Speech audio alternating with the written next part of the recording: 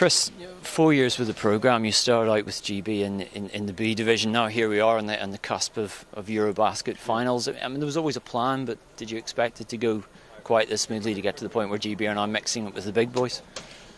Well, I mean, this is where we wanted to be, so we have no complaints about anything. Mixing it, and, this is a big learning curve for us, and particularly our young guys. We have to look at it as an opportunity when guys are not here or they're not healthy.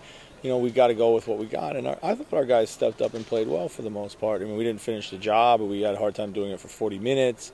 There's a little bit of a drop-off when we go to our bench. We understand that, and got to find a way to fill those holes. People, of course, will point to the absence of Lowell and Poland, but is that overlooking the talent that you do have at your disposal, which does include some pretty good players by European standards? Yeah, I think we have a chance to have a pretty deep, well-rounded squad with everyone back and healthy. Excepting Lowell and Ben and even Pops, and we still have a chance, I think, and we get those experienced guys in there to play with a little bit more composure. I mean, I think that's one thing we're struggling with right now. It's just we just don't have that composure in the right moments of the game, offensively or defensively. There's always games where you have a chance to kind of seize momentum, and we seem to be just taking a quick shot and not playing with that little bit of patience and that mental toughness to kind of grind it out at either end of the floor.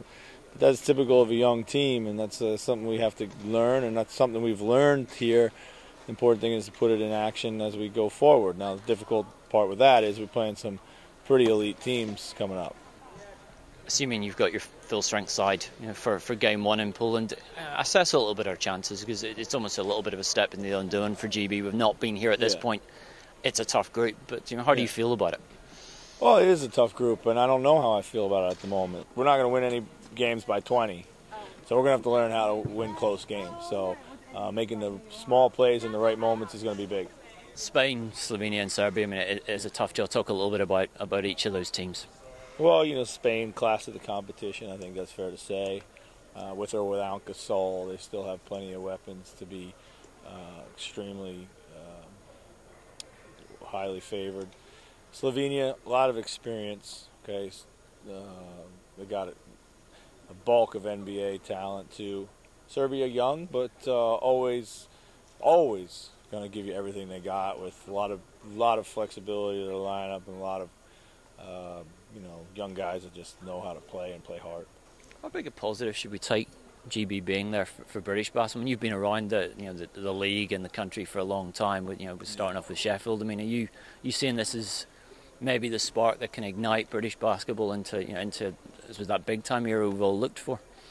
I do. The challenge will be keeping the team at this level and beyond. I think it's not to be overlooked that when we play that game in Poland for the first time, we run out on that floor. That's a pretty big moment. It says a lot. First of all, we're competing as GB. That's special. It says we've managed to accomplish quite a bit in a little bit of time. It says that we're starting to get a little bit of respect, but we got to earn the rest of it now.